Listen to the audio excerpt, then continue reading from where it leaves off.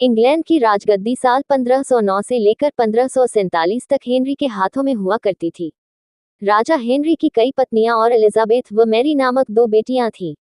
इनमें से मैरी राजा की पहली पत्नी की बेटी थी। राजा हेनरी को मैरी ज्यादा पसंद नहीं थी, इसलिए वो उसके साथ बुरा व्यवहार करते थे।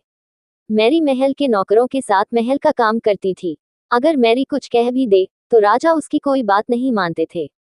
सन 1547 में जब राजा हेनरी की मौत हो गई, तो प्रजा की इच्छानुसार 16 शताब्दी के दौरान हेनरी की पहली बेटी मैरी को इंग्लैंड की राजगद्दी दे दी गई। वह इंग्लैंड की रानी बन गई। उस समय इंग्लैंड के हालात बहुत अच्छे नहीं थे। इंग्लैंड कैथोलिक और प्रोटेस्टेंट इन दो धर्मों के बीच में बंट गया था।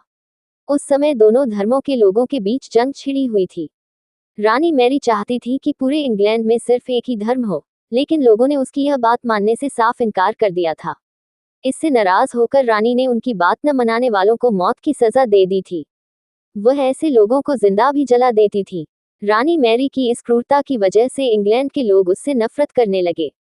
ऐसा भी कहा जाने लगा कि रानी मैरी कुंवारी जवान लड़कियों के खून से नहाती थी। उसका मानना था कि उनके खून से नहाने से वह ज्यादा दिनों तक जवान रह सकती हैं। कुछ सालों बाद रानी मैरी ने शादी कर ली और कुछ समय बाद इंग्लैंड में एक खबर आई कि रानी मैरी गर्भवती हैं और जल्द ही उनके राज्य को उनका नया राजा भी मिल जाएगा।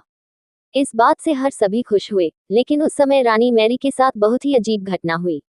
उनके गर्भ से किसी भी बच्चे का जन्म नहीं हुआ, बल्कि कुछ ही महीनों के बाद रानी मैरी का पेट फिर से सामान्य हो गया। वहां के ओझा लोगों ने अपनी तंत्र विद्या से बताया कि रानी मैरी के गर्भ में कोई बच्चा नहीं बल्कि एक भूत आकर निवास करता है। कुछ समय बाद फिर रानी मैरी के गर्भ में वही भूत आकार रहने लगा और वह फिर से गर्भवती हो गई।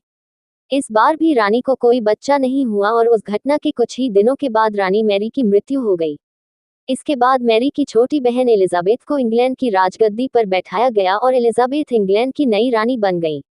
रानी मैरी की क्रूरता की वजह से इंग्लैंड को लोग उसे एक निर्दयी औरत मानते थे। वहीं जब उसके गर्भ में बच्चे की जगह एक भूत का निवास होने लगा, तो लोगों ने उसे शापित भी करार दे दिया और इसी वजह से उसे लोगों ने ब्लडी मैरी का नाम दिया।